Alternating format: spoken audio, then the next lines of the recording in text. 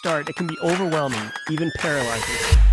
So let's fix that. Welcome to Simply Cyber, a community of tens of thousands of aspiring and active cybersecurity professionals focused on networking, knowledge sharing, and professional development. I'm Dr. Gerald, Auger, Chief Content Creator at Simply Cyber, inviting you to get the answers to your cybersecurity problems with hundreds of cybersecurity videos answering your frequently asked questions, interviewing industry experts, and live streaming daily cyber threat briefings hosted by me. Now get the stories and insights you won't find anywhere else.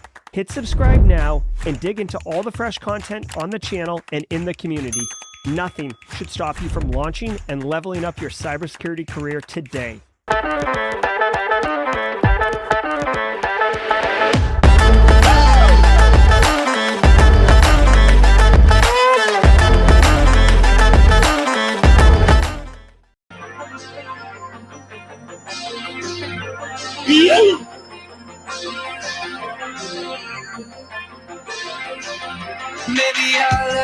All right, good morning, everybody. Welcome to the show. Today is Thursday, January 11th, 2024. This is episode number 533 of Simply Cyber's Daily Cyber Threat Brief. I am your host, and I am happy to be locked and loaded to bring you the hotness of the cyber news of the day. I am Dr. Gerald Auger, and over the next 45 minutes, me, you, Semphilis, John Hoyt, Marcus Kyler of the Yeet Crew, Kimberly Can Fix It of the Mod Crew, Sebazot, Chuck, James McQuiggan at 35,000 feet, my man Joe Hudson coming in hot, all those folks over on LinkedIn, all the folks over on YouTube, first timers, long timers, and everything in between timers. We're all going to be going over the top cybersecurity news of the day, and I'll be giving my expert opinion and analysis of each of those stories on what it means to you as a practitioner. So how can you apply this knowledge to drive cyber risk reduction for your business stakeholders today, tactically, or long-term strategically? And if you're new to the industry or you're looking to break in, believe me, we got plenty of chairs in the room. Grab one and make the circle wider. You are going to get so much value out of this. Believe me, Joe Hudson can attest to this. You will be asked in any single job interview, how do you stay current on the industry? This right here is a phenomenal answer if you engage and pay attention. You're going to learn concepts, terminology, threat actors, techniques, developments. Also, the networking is phenomenal. Look at Haircut Fish. Look at AD, Philip Martin, Stephen Mount, Johnny Five just coming off his birthday, Space Tacos. Say what's up, engage, networking is going to be your best friend. Believe me, I promise you we got a great show for you. Now, just so everybody knows, I don't prep or research for any of the stories that we're going to be going over, so I'll be shooting low on the hip on a train bound for glory as we do these stories together. Now, before I get into it, I do want to say shout out and thanks to the stream sponsors who allow me to get up here and flip out every single weekday morning with y'all. Starting with my boy Eric Taylor and his crew over at Barricade Cyber Solutions. Barricade Cyber Solutions is dedicated to helping businesses from cyber attacks and recover from the damage done.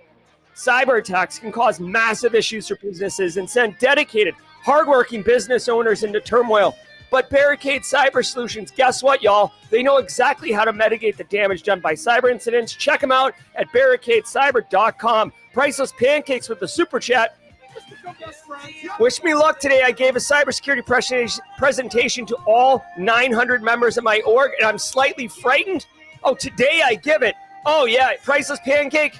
You got this. You got this. Straight up crush it. I'm loving it. I'm loving it. Go out there, deliver cyber risk reduction, make an impact. End user awareness training is so valuable as a control. You know who else could tell you that? Panoptcy Security. Panoptcy.com. That's their website, but Panoptcy Security is a partner who can help you build your cyber program in a meaningful, respectful of resources way. Go over to Panoptcy, talk to Brandon Poole and his team over there. Whether you need to do a tabletop exercise, an enterprise risk assessment, strategic planning for 2024, you got some extra budget and you don't know whether to spend it on a firewall, an EDR upgrade, end user awareness training, multi-factor, you're rolling out YubiKeys. I don't know. You can't do them all. So which one's going to be the biggest risk reduction? If you're not sure, call Panoptcy. They can help you. Panoptcy.com, links in the description. Also want to say shout out to Antisyphon, but more about them in the mid-roll.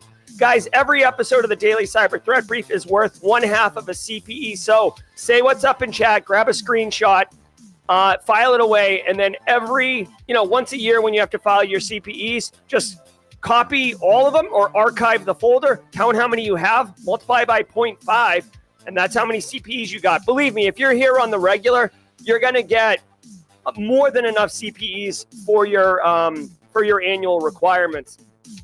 James McQuiggan at 35,000 feet coming in hot with a super chat. We just become best friends. Yep. James McQuiggan's offering Priceless Pancake some support. You got this, Priceless Pancake. I have confidence you will crush your presentation. You are the expert in the room. Hell yeah. All right. Sorry, Kennedy. All right, guys. I'm loving it.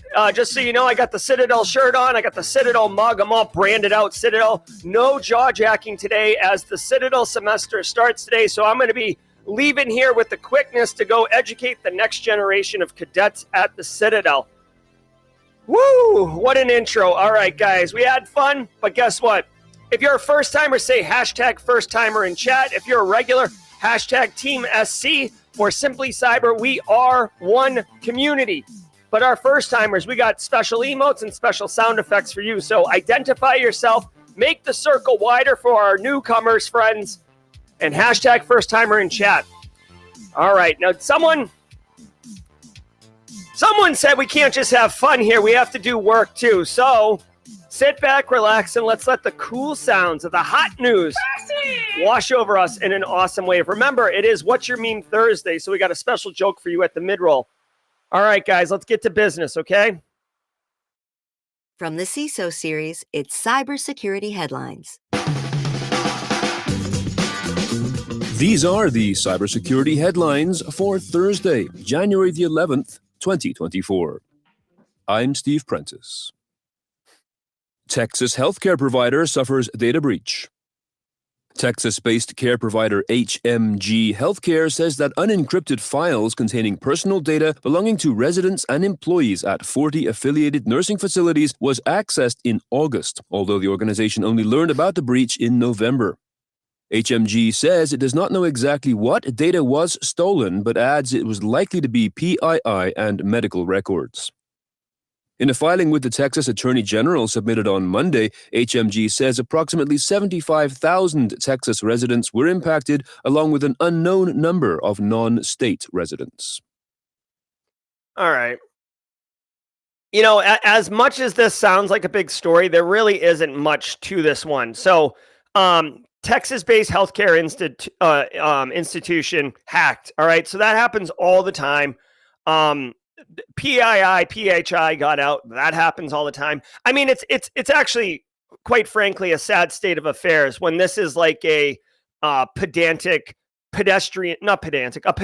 story in the news, where like 10 years ago this would have been like, oh my God, my hair's on fire. Like, hold on, let me get my dumpster fire emote. Like 10 years ago, that's what this is. PII is personally identifiable information, Nicholas. So think of like social security number, address, something that you can use, or a combination of some things you can use to pinpoint, like, you know, I know this is Nicholas's, you know, address, or I know this is Nicholas's car, or, you know, I know this is Nicholas's family, whatever.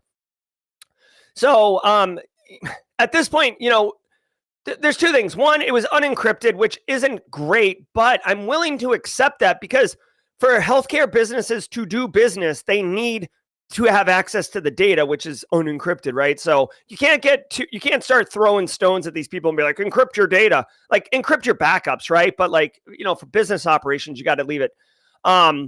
They said they don't know what data got popped. That's concerning and unfortunate. You're going to have to do a risk assessment, you know, like a post-breach risk assessment to understand the scope and size of the impact. And also, one thing that is kind of concerning to me, that jumps out to me, is like, they don't know what data got taken or compromised. Here's my thing. Like, if you don't know what data got compromised, how do you know that you've like contained the incident? They said this happened back in August. Just so everybody knows, and this is a fact, okay, especially in healthcare, but this is a fact in general. When you have a system or database or whatever that gets breached, like there was an unauthorized actor, whether they're, you know, threat actor or revenge seeking or whatever, it doesn't matter their motivation.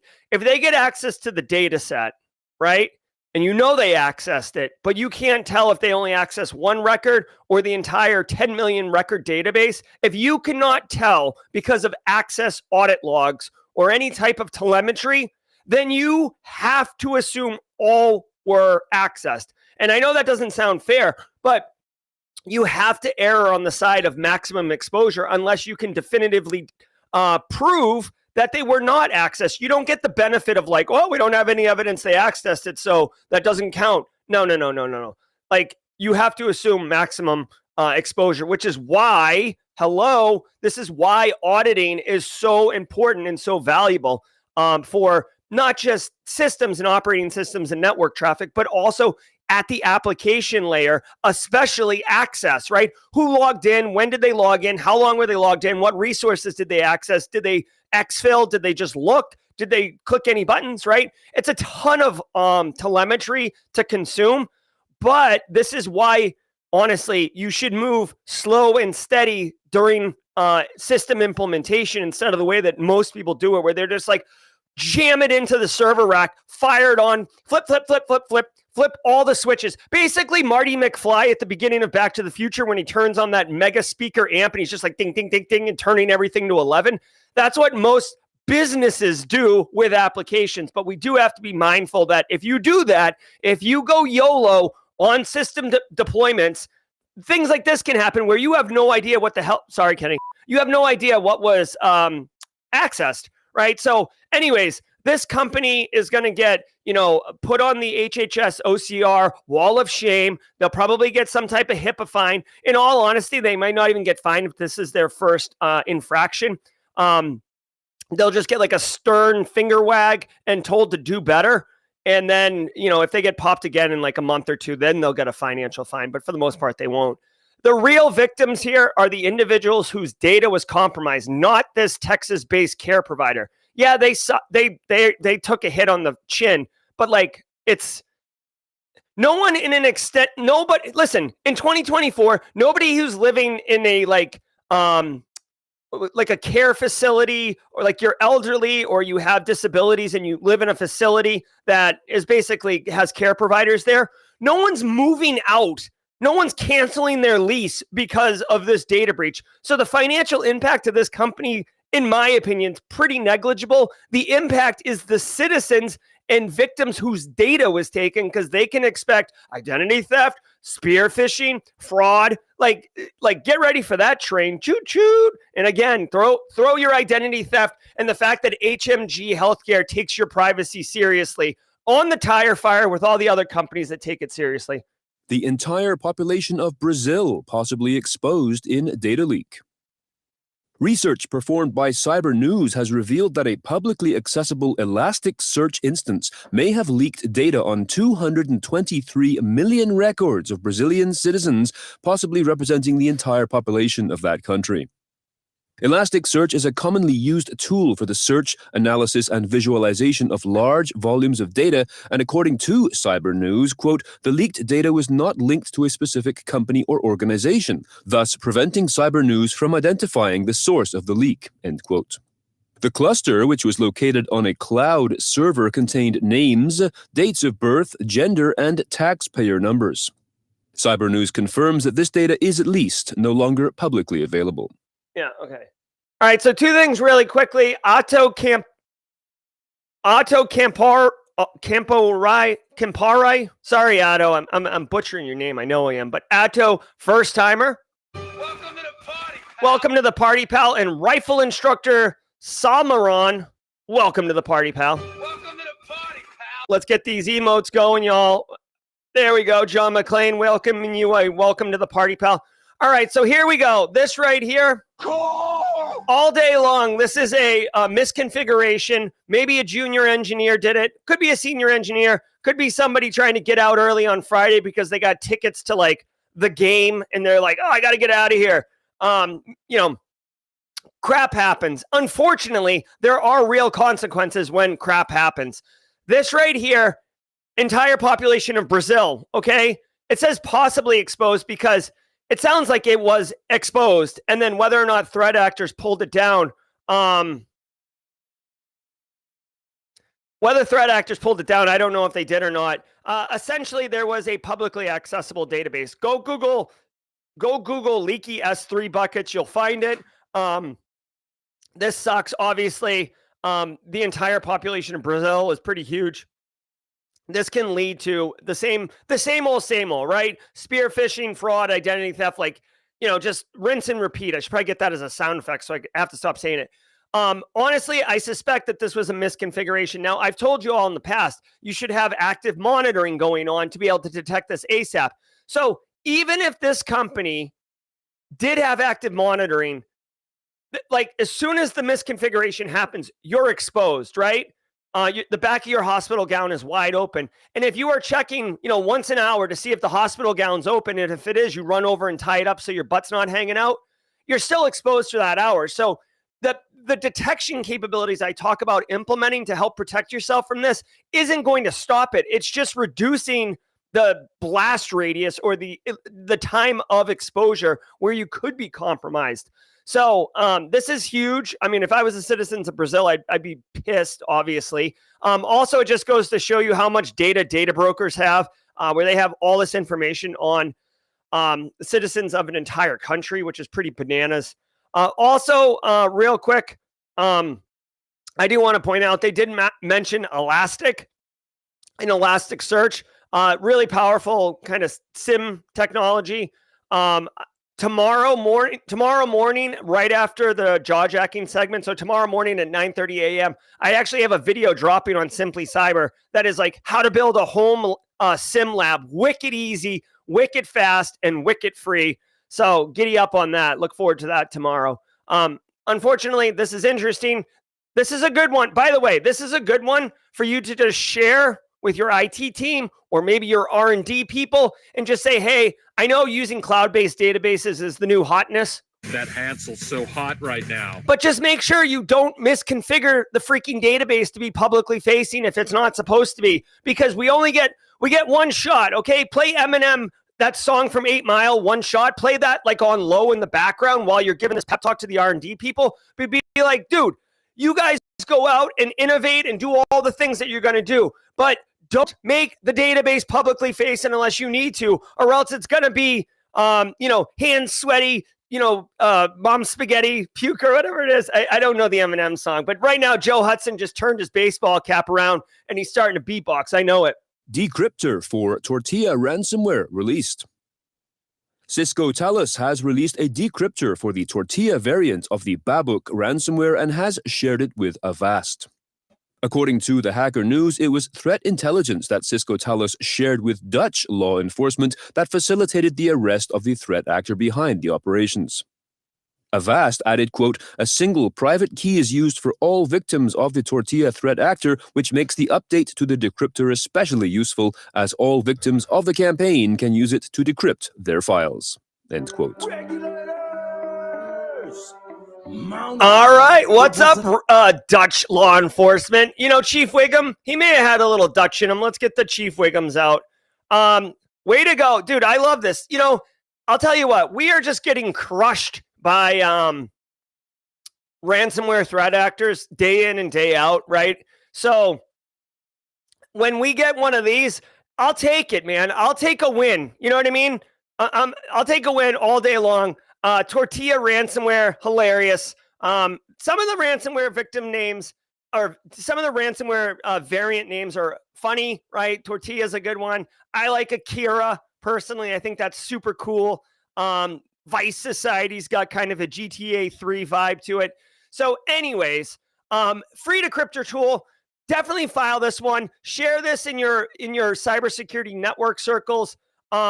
Share this with like ISACs if you have or you want to, because basically, like Black Basta is terror. They're terror. I don't know. I've heard of Babook a little bit, but Black Basta, I know for a fact. I mean, I was at jury duty like in March, and a guy asked to be excused from jury duty for the judge because he's like, I'm actively dealing with a Black Basta ransomware infection. The judge is like, what's that mean? He's like, it means I gotta go. And he's like, all right, you're excused. But like, dude, Black Basta is no joke. So if there's a free decryptor out there, and thank you again, law enforcement, for both arresting one of the guys behind the operation and B, having this decryption tool available through Avast.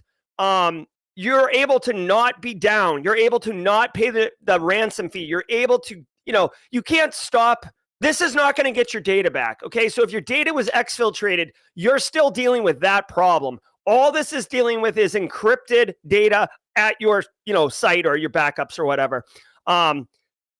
So it's a win. I'll take it. It's not for every ransomware variant. If you just got hit with Lockbit, sorry, that's not going to work. If you just got hit with something else, not good. But hey, you know what? Like I said, I'll take a win.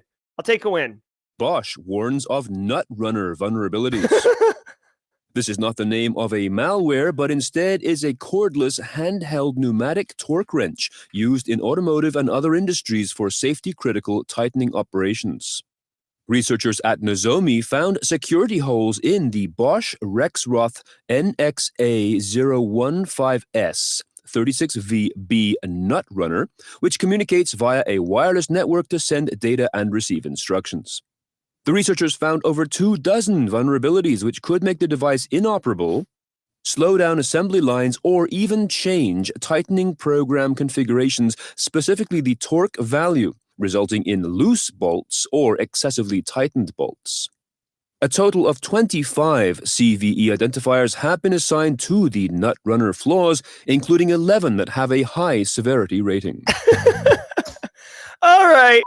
Sorry, Kennedy. All right. So a couple of things here. One is like kind of obvious for everybody. And the second one I'll point out is an opportunity for everybody. So the Nutrunner tool, this tool is basically an IoT device. That's all it is. Okay. It's really cool. Engineers are running around on the shop floor with this Nutrunner in their hand, and they're tightening bolts, and it can, basically, when you're doing precision machinery, right? Like if you're bolting an aircraft wing to the airframe, I know they do welding, but you get my point. You want to make sure that the torque on the bolt is exactly precise, right? We're talking German engineering here, right? So precision matters in these, like say you're doing a uranium enrichment, one of those, oh my God, I can't even think of it. But one of the enrichment uranium things, right?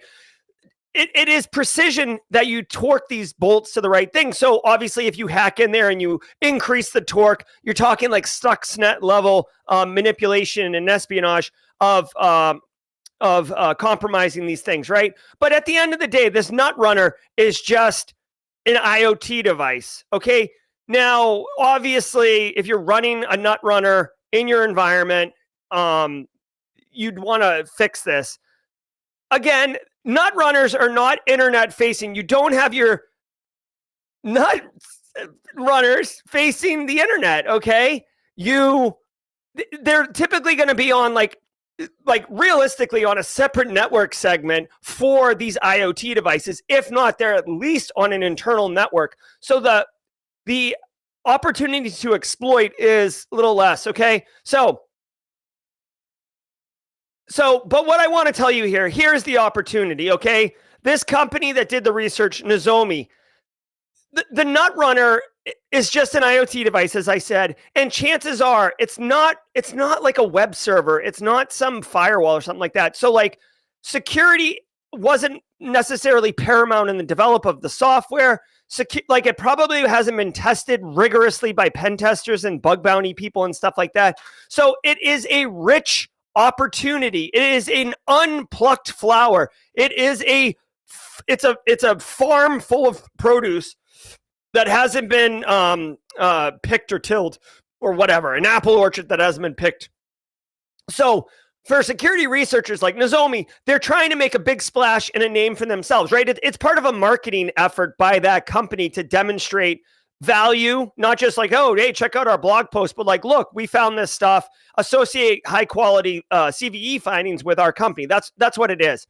What I want to tell you as an opportunity, if you could get, like, for example, like these Nutrunners are probably not free, right? But like if you can get some type of IoT device, some specific thing, there's probably a high likelihood of finding vulnerabilities, getting CVEs, doing a big presser, right? So to me, like that's the opportunity you should be mindful of, right? Like you can buy any IoT device and chances are you might be able to find some stuff. Now, like a Ring doorbell has probably been picked over, right? A Google Home device has probably been picked over, but a Bosch nut runner, no, you know what I mean? Like I never even heard of it until today. So don't sleep on the opportunity to do security research on IoT devices. It was very hot back in 2017. That Hansel's so hot right now. That was like the big deal in like 17, 18, like hacking smart light bulbs, hacking smart. Someone did a smart, female adult toy or whatever you want to call it. So you can go Google those things. But I'm saying in 2024, there's more tech still coming out. You could totally get into it. Everything's got AI in it now. So, oh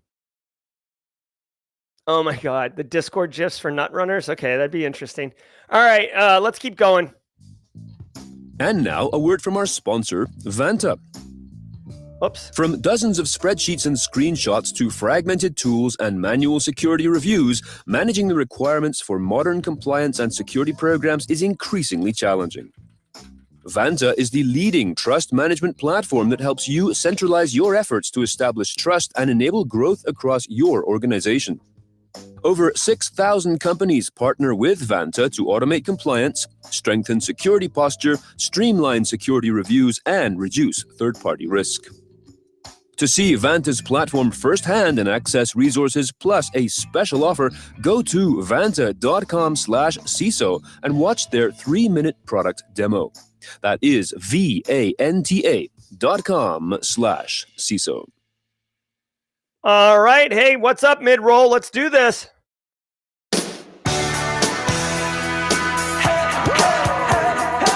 All right. Hey, everybody. Thanks so much for being here. If you're getting value from the stream, whether it's entertainment value or it is educational value, #NutRunner, go ahead and hit the like button on YouTube. It goes a long way. I'm not asking you so I can have a vanity metric and pat myself on the back. I'm asking you to hit the like button because it will literally trigger the YouTube algorithm to go tell other people who are looking for cybersecurity content on YouTube that we're doing this live right now and to come check it out. So if you want to welcome in more first timers, hit the like button right now.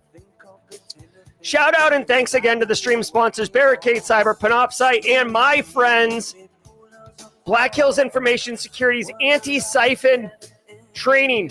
Antisyphon training is disrupting the traditional training industry by providing high-quality cybersecurity education to everyone, regardless of financial position.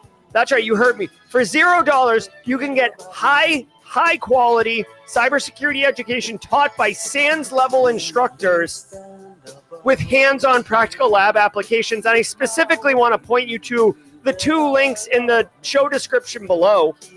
One's for active defense and cyber deception at the end of January. It's an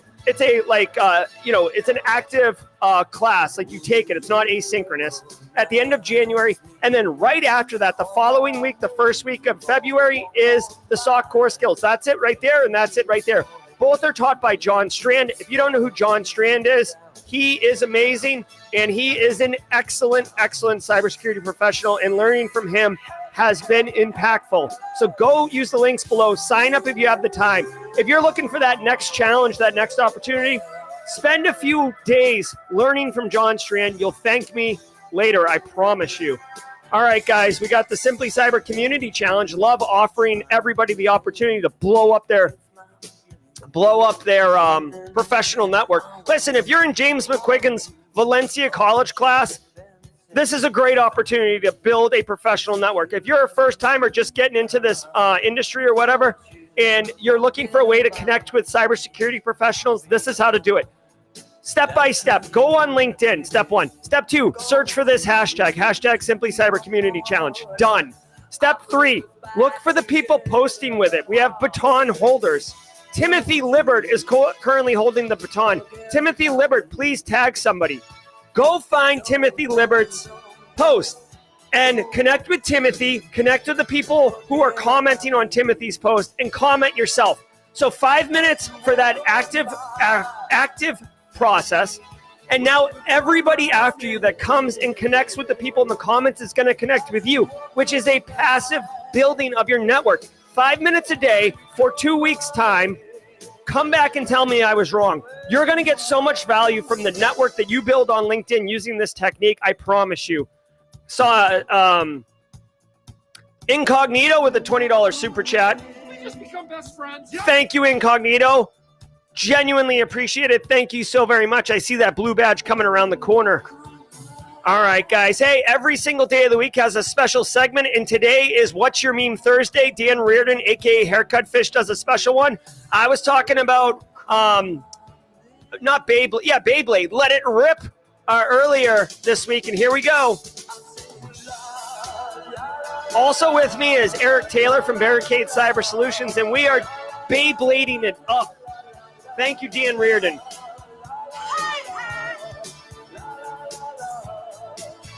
All right, let's get going. Back into the news. Great work, everybody. Shiny Hunter's hacker gets 3 years. The U.S. District Court in Seattle has sentenced French national Sébastien Raoult, age 22, to 3 years in prison plus restitution of $5 million for being part of a phishing scam run by the Shiny Hunters hacking group. Between April 2020 and July 2021, he and his team used specially crafted phishing pages that looked exactly like the login portals of their victims' employers. This gave them access to account credentials, which they then used to log into the systems of 60 companies, stealing data, cloud instances, and third-party service provider information. FBI agent Richard A. Collodi, quoted in a press release posted by the United States Attorney's Office of the Western District of Washington, described Raoult's work as, quote, remarkably devious, end quote. All right, hey, it's a big day for Chief Wiggum. Mount up. It was a Yeah, and this thing's got all the hallmarks of a juicy story. This dude was arrested in Morocco. He's a French citizen who was operating in California. We've got international espionage. We've got spear phishing. We've got custom landing pages. Way to go, Shiny Hunters, you devious individual. Way to go for law enforcement for catching this dude. Obviously, Timothy Libert, please tag somebody. In chat. Also, I see Deb Wigley's in chat. Deb Wigley. Deb Wigley gets a Ric Flair woo. What's up, Deb? So, hey, listen, okay, here's the TLDR for this. Threat actors, they're like, weeds. They're just popping up all over the place. You can mow the lawn and throw weed and feed down, and it'll kind of tamper that, but they're still going to pop up next season or like, something like under your porch where you couldn't throw weed and feed. So, we just got to deal with it. And frankly, that's why we have jobs, is because threat actors are going to keep threat acting. This dude's getting 3 years in prison. I would argue that is actually kind of a light sentence. I don't know if he pled out or he gave up some of his co-conspirators or whatever, but 3 years is not enough for, doing this. Secondly, and probably most important for the community here, this dude would send specially crafted phishing emails and basically direct people to lookalike landing pages. This is straight up like you can use what's that phishing landing portal? I can't think of it now. Black Eye. I think it's Black Eye, and then Social Engineering Toolkit. You can easily set up these fake landing pages. Now, here is the TLDR. These 60 firms were not using multi-factor authentication. You are so dumb. Seriously. You are really dumb. For real. You're not going to meet a more like supportive, inclusive, and positive person besides me. But I'm telling you, if you're not implementing MFA, what are you doing? Deb Wigley with the super chat. Love me some Jerry. Hi, friends. Did we just become best friends? Yep. Thanks for the super chat, Deb. So first of all, these firms weren't doing MFA because this guy would send them to a fake landing page. They type in their creds and then he'd log into them, which means there wasn't a second factor. Second of all, dude, you've like email security gateway. Like, let's get that in place and tuned up so these our end users are not getting the email. Second of all, educate your end users on look at the URL. Take a minute. I get that you can be tricked. I get that you can fall for it. This is why we do it.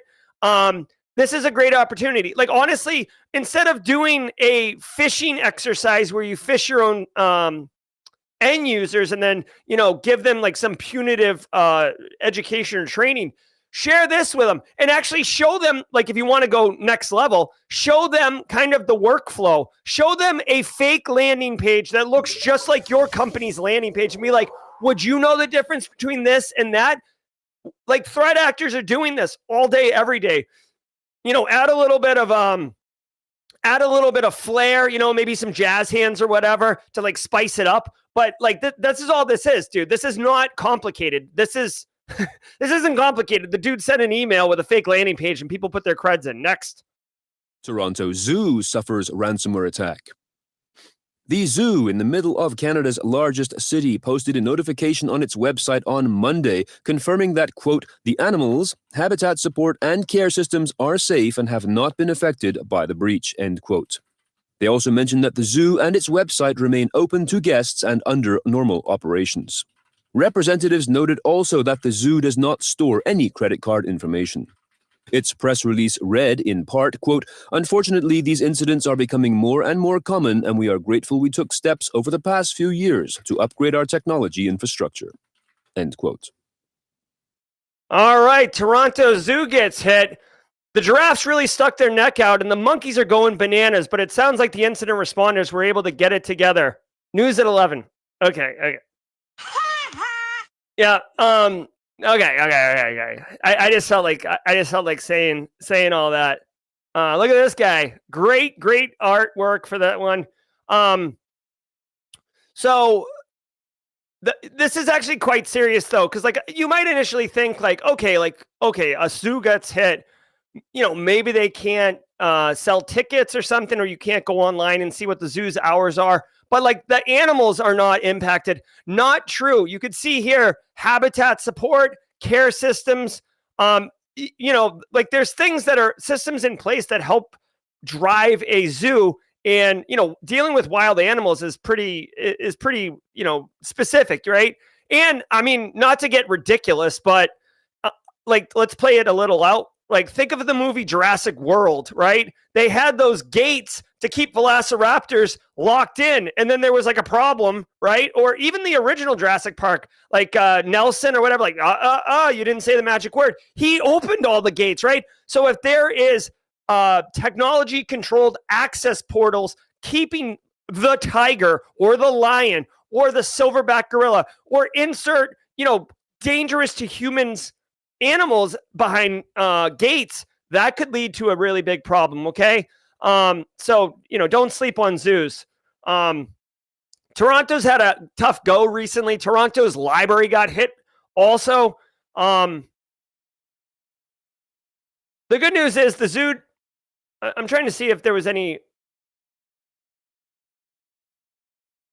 All right. So sounds like they're still functioning as usual. There wasn't too much of an issue, but here we go. Thank you, BSEC. There we go. Hold on one second. I think it's raining here. It's not raining, but something with a fan maybe is like over OP right now in my background. All right. So anyways, this is only really an interesting story because it's a zoo, right? They had a ransomware infection, no impact to business operations. They've recovered. I guess if I was going to give something to the community to be able to do something for cyber risk reduction with this one, I would just encourage you. A lot of organizations do not do business impact analysis. That really is a critical piece of continuity planning. Most people just take backups and call it a day, wipe their hands clean and say, we're good here. We took good backups. In reality, when you get a little bit more mature as a InfoSec program and as a business, you would do a business impact analysis and you would say, like, what do we do here? Like the zoo, for example. Okay. What is important for us? What's critical for our business operations?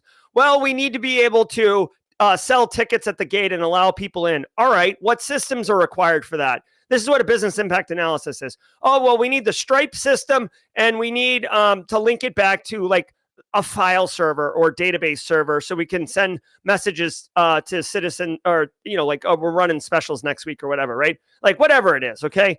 All right, well, then you've defined the systems, the data, the people, the workflows that are critical for selling tickets into the zoo. So now let's look at all of those pieces and say, if the Stripe machine goes down and we cannot take payments, what does that mean for us? And do we have a continuity plan for taking payments? Are we just going to let people in for free? If that's the plan, let's go. If that's not acceptable, then we need either a backup Stripe. We need, a secondary way to take it. We could take cash and use a handwritten ledger. I don't know. That's not for me to decide. That's the business. But doing a business impact analysis exercise is hugely valuable. And again, you don't typically see it until the organization gets a little bit more mature, because oftentimes they're not able to tell you what is a critical workflow and what's not. Turkish hackers target Microsoft SQL servers in Americas and Europe.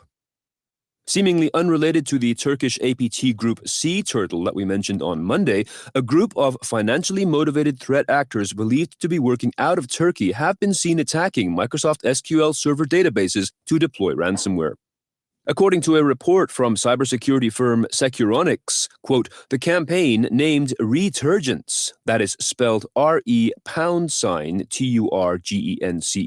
appears aimed at organizations in the US, Europe, and Latin America, with the attacks ending either in a mimic ransomware infection or in access to the compromised environment being sold on to other threat actors. The attacks include executing PowerShell scripts leading to a heavily obfuscated Cobalt Strike payload designed to be injected in a Windows process. End quote. All right, so a couple things here. One, be mindful of this, right? Obviously, there's a sophisticated threat actor targeting businesses in Europe and America.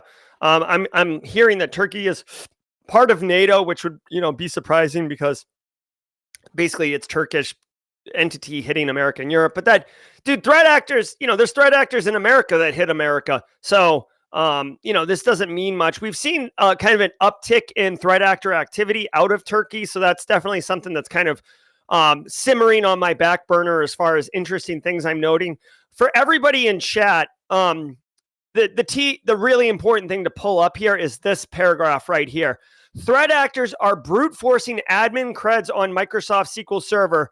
And then once they get in, they start executing OS level commands on the box. Okay, so let me break that down for everybody. And here's the deal. If you are running SQL Server, okay, which is not uncommon, if you have SQL Server and there is an ability to access it from the internet, okay, you need to make sure that all the accounts that you can log into, including the service accounts like the SA account and the DBA account and all those accounts, and including the DJ BSEC account or whatever, like all the accounts that can authenticate into that box, they are not using default creds and they are using strong credentials. When they say threat actors are brute forcing this, they are basically running a Hydra or a Burp Suite or like insert brute force password attacking tool using a dictionary list of passwords. That's all they're doing. They're not guessing. They're not researching who works at the business, finding out their favorite sports team, and then trying variations of that. They're literally taking a rock you text and just jamming it in there and going and getting a pint down at the pub and coming back to see if they hit pay dirt. That's it. Now, once they get in, they start executing operating system level commands because SQL Server is an application, but it allows you to execute down onto the Microsoft Server OS underneath it. And once they get in there, they just rip the hull open on your organization, install Cobalt Strike, which is a very powerful post-exploitation framework. And then you're completely owned at that point. At that point, they're bringing in their friends. They've got a side door built in. They're like, those Mucinex commercials where the mucus is like moves in, like and they're all like grubby and stuff. That's basically what the threat actor's doing with Cobalt Strike. Like they're up in your business and like rooting them out. You need to just burn it down and start from scratch. All right. So, but you can stop all this pain if you make sure they can't brute force your admin creds. Okay. Also, go threat hunting. Look for, there's probably IOCs for this mimic ransomware and this Turkish threat actor. There's IOCs for compromise. Go threat hunting. Look for those things. And if you're interested in Cobalt Strike and how you might be able to obfuscate Cobalt Strike and run it in your environment, again, I don't want you to become a threat actor, but there are reasons to run Cobalt Strike. I'd encourage you to come to tomorrow. Today's Thursday. Come to Thursday's 4:30 p.m. live stream with this guy, Mike Saunders, the APT chameleon. Nobody calls him that besides me. But this dude, he can run some Cobalt Strike. He can obfuscate some Cobalt Strike. The guy is like, he's basically ChatGPT for red team offensive security. He can just do whatever it is you need done and assume any identity. He is a wizard. All right. Let's keep going. Windows 10 BitLocker security update fails. Worldwide, users of Windows 10 are reporting problems installing Microsoft's January Patch Tuesday updates. KB 5034441 was released as part of Microsoft's January 2024 Patch Tuesday to address CVE 2024-20666, a BitLocker encryption bypass that allows users to access encrypted data. Currently, Microsoft has only offered a workaround that creates a larger Windows recovery partition so that there is enough room for the security update to install. Just a reminder, we have... All right, so here we go. If you are responsible for patching in your environment, usually IT does that, but smaller organizations, guess what? Congratulations, you're IT and information security. If you're running into this error, this is the deal. There's more information on this. It sounds like if you don't apply this patch, there is exposure of risk of being able to access encrypted data, which is obviously not good, right? If data is encrypted, it's supposed to be confidential and not accessed without permission. And if a non-authenticated, non-authorized individual can access encrypted data, that's a wicked problem, OVS. So make sure that you get this thing. Yep, you got to patch it. You got to patch it. So giddy up on that. If you want to fire it over to your IT counterparts and just say, hey, FYI, if you're interested, this is a whole thing. And bring them some donuts. You know, IT people love themselves some donuts, or a nice Danish is always nice. But hopefully you guys are implementing this in a staged fashion. There is a best practice for rolling out patches. Also, I want to point out for people who are looking to break in the industry, there is a role called vulnerability management analyst. That is basically you would be working with IT. You'd identify that your operating systems in your environment do not have this patch installed. You'd want it installed. So you would have to work with IT to get it patched. So just be mindful. Like it's kind of bush league as a vulnerability management analyst to just see that these aren't being applied to the operating systems in the environment and just fire an email off to IT being like, go, can you patch this? Like have some context. Like, hey, I see that there's some issues with applying this. Can I help you? Try to be part of the solution, not just like whatever, you know? All right. Hey, really quickly, I see SU passed the GCIH yesterday. Let's go with that. Nice job. Crushing it, SU. Happy for you. All right, guys. I did go a little bit faster today because I do have to go to teach at the Citadel. If you were here just for the news, good, because that's all we're doing today. Reminder, later today at 4:30, Mike Saunders from Red Siege is my guest on Simply Cyber Live. You're going to love that. Here is where I'm going to be going in about 25 minutes. The Department of Cyber and Computer Sciences at the Citadel, where I am faculty, among other things. I have like 5 jobs, which is insane. Oh my God. All right, guys. I'm Jerry from Simply Cyber. I absolutely loved today. Thanks so much. #NutRunner. We did a good one. Shout out to Joe Hudson. Shout out to Deb Wigley. Big fans of them. Shout out to James McQuiggan. Before I leave, I will. Vulnerability management analyst is an entry-level job. Oh, let me share something with you guys really quickly. Crap. Give me a second. I got to do this off stage. I got good news for everybody. I got great news for everybody.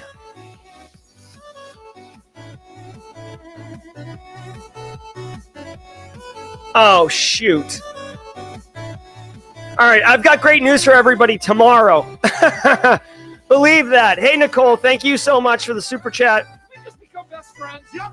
All right, hey, I got a promise for you guys. Tomorrow, I'm launching a produced video at 9:30 a.m., jaw-jacking. I've got you covered. I've got a big announcement for everybody, something people have been asking for that I'll make everybody aware of tomorrow. I've got to do something in advance. Hey, we need somebody for the Simply Cyber Community Challenge.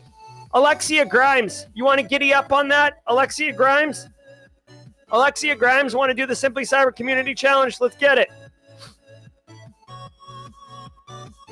Hey, just so everybody knows, Slay Security Plus is at 7 p.m. tonight if you're interested. If you're studying for the Security Plus certification and you want to go to a live, basically study session with Jesse Johnson and a million other people studying for Security Plus, go check it out. I dropped a link in chat. This is awesome. If you are studying for Security Plus, this is definitely what you want to be getting up into. All right, Alexia Grimes, definitely. Hold on. We need somebody here. All right, Alexia Grimes is in. We've got a confirmation from Alexia Grimes. Alexia, go on LinkedIn, post your story, and use the hashtag Simply Cyber Community Challenge. Tag me at Gerald Auger, PhD, and we'll get that pushed out. Everybody go find Alexia's post and connect with Alexia. Guys, I really got to get out of here. Be well, everybody. Thank you so very much. I'm Jerry, your chat. Until later today at 4:30 p.m. Eastern Time, stay secure. Everybody, I hope you enjoyed that content. Keep the cybersecurity train going by connecting with the other Simply Cyber community resources. We have the Discord server that's lively and always keeps the conversation going. You can connect with me directly on LinkedIn. And also every single weekday morning on the Simply Cyber channel, we're doing live daily cyber threat briefings, 8 a.m. Eastern Time, as well as Thursday at 4:30 p.m. We're doing live stream interviews with industry experts, and we produce videos that we push out every Wednesday morning. I'm Jerry from Simply Cyber. I hope you enjoyed the content.